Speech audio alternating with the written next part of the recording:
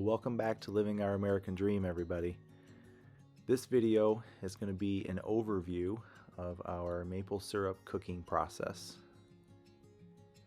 Now, we cook our maple syrup in batches. I like to call ours a batch process. And what I mean by that is when we collect our sap out in the woods, we use these two blue barrels, and whatever we fit in those barrels, that's going to be our batch for that particular cook-off. Now, I've designed this system to be able to cook 2 barrels on this stove and in this pan in one long day. And we have 60 taps out in the woods, so kind of the size of our setup is proportionally matched, I should say. Now, as far as the setup goes, my main cooking pan there is a 2 foot by 3 foot by 6 inch tall pan, stainless pan. And this stove that you see me loading here is a custom built evaporator that I built myself out of an old parts cleaner. And I kind of cut it up and made it how I wanted it and fire brick lined the inside. And it works really good. I had the pan made specifically for this evaporator. Now, the 2 pots on the back of the stove, those are preheater pans. The neatest part of this setup is our evacuation hood. You can see here I've got steam coming out on the bottom there, and this evacuation hood here is made out of galvanized sheet metal that you would normally see in HVAC ductwork. And I have it connected, you can kind of see in the back of the screen there, connected to a commercial bathroom exhaust vent fan. Now, if you're going to do this setup, it has to be a pretty good vent fan. It has to be steel and pretty sturdy so that it doesn't melt. I actually did a little bit of trial and error, and I did have one setup melt on me because it does get pretty warm.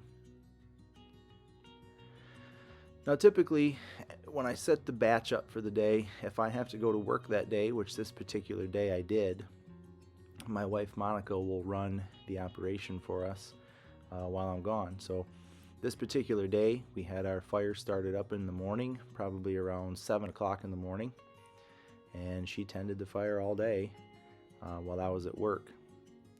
You can see it takes a lot of attention to do this, right?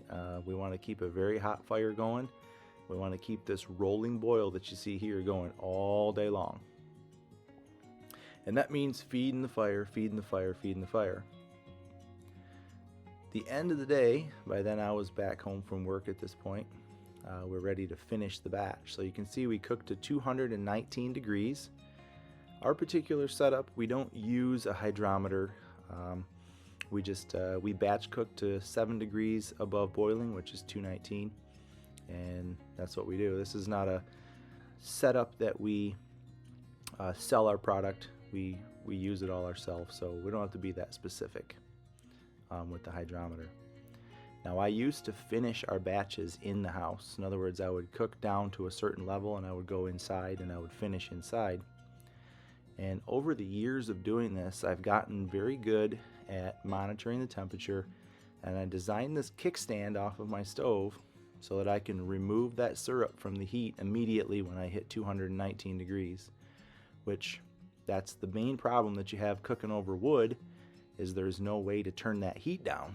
So what I had to do is design a system where I could remove the product from the heat.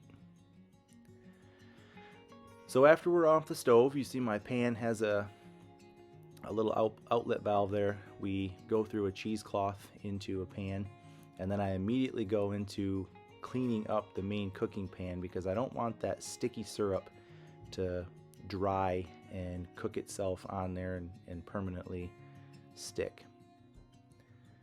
After we go through the cheesecloth, we go through a cone filter and then down into an Orlon filter. And at the bottom of that, you'll see one more pan at the bottom, and that pan is our finished filtered syrup product. Now, you are going to notice as we proceed through this video that maple syrup is a little bit thinner than the stuff that you buy in the store. If you buy maple syrup in the store, it would look just like this, but it's not going to look like that real thick goopy stuff. After we're done filtering, we bring the batch inside and we heat it back up to the appropriate temperature, which is about 180 degrees, 185 maybe, and then we put it into whatever jars or containers that we store it in. In our case, we like to use these 1 gallon growler jugs because we store in bulk and we use it in bulk. Anything that's left over we'll put in some sanitized mason jars, and that's pretty much our process. This gets hot packed, which means we put the lids and the rings on the mason jars with it hot, and they kind of seal themselves. So that's our maple syrup process. Thank you guys for watching this video, and we will see you on the next one.